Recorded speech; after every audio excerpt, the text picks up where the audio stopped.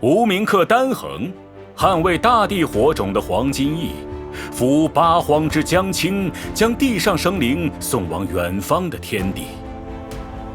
百川归海，群山和鸣，不朽的道途将绵延万里。从亚利洛6号的冰天雪地，到翁法罗斯的崇山峻岭，这位来自罗浮仙州的无名客，一直是广大开拓者值得信赖的同伴。本期的走进星穹，就让我们重新走进这位开拓路上的好伙伴丹衡腾荒。哈哈哈，丹衡兄弟可谓是本节目的老熟人了，不论是作为主角还是嘉宾，都上过不少次节目。这期我们也特意邀请了一直以来和他同行的好友3月7做客本节目，一起来看看他的新形态。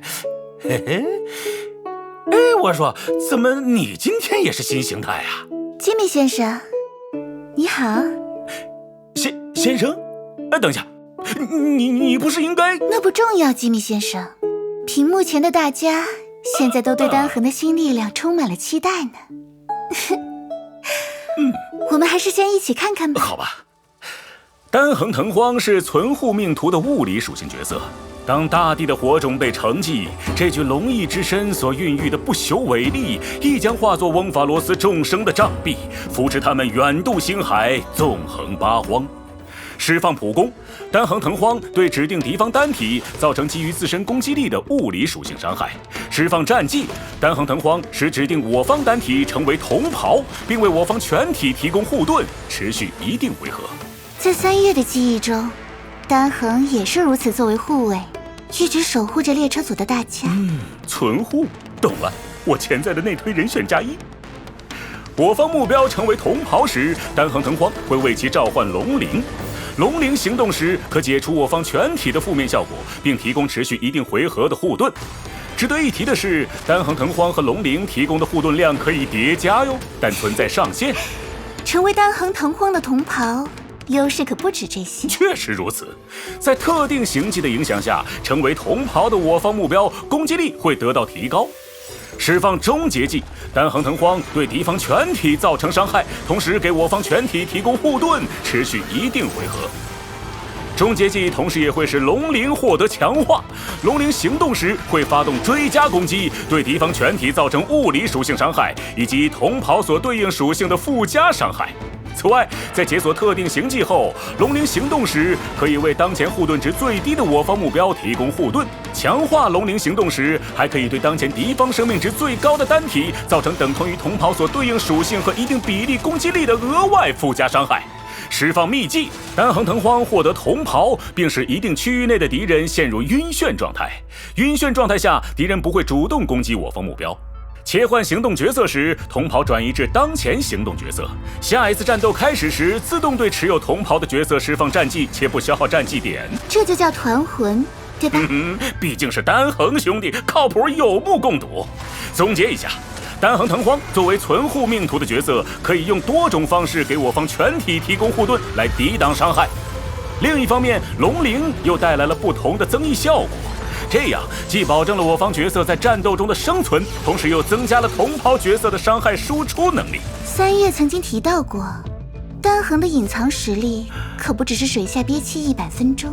不愧是记忆命图，亏你还记得那么早期的节目。我恰好有一段丹衡和伙伴们共同战斗的记忆。要不就请吉米先生分析一下。自带物料的嘉宾实在少见，好，让吉米我好好瞧瞧。在我方成员依次释放秘技进入战斗后，丹衡腾荒释放战技，使白垩成为同袍，同时丹衡腾荒为我方全体提供护盾。随后因特定行迹的效果，丹衡腾荒率先行动，再次对白垩释放战技，叠加了护盾。与此同时，丹衡腾荒的能量已满，释放了终结技，让龙灵得到了强化，并为我方全体叠加了护盾。在如此强大的护盾面前，敌人的攻击显得不疼不痒，还顺便给白垩补充了火种。龙灵展开攻击，击败敌人的同时，再次补充了护盾。随后，星期日释放了战技。哎，等等，这不会是……就是丹衡的隐藏实力。天哪！龙鳞居然可以视为同袍的召唤物。这样一来，星期日释放战绩提高了白垩和龙鳞的行动顺序，而白垩作为同袍也获得了星期日的额外增伤效果。妙啊！随着白垩终结技的释放，再加上龙鳞的强化攻击，有了单横腾荒，敌人灰飞烟灭，就是这么简单。下班收工。哎呀，这期节目录制的真顺利呀！再次感谢长夜月小姐。那就不打扰吉米先生了。好说好说。你一会儿可能还要加班呢。加班？您说笑了，节目录得这么顺利，我加什么班呢？你听。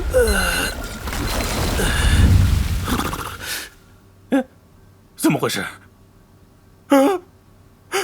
累死累活的上了一天班，刚录好的节目，难道都是梦吗？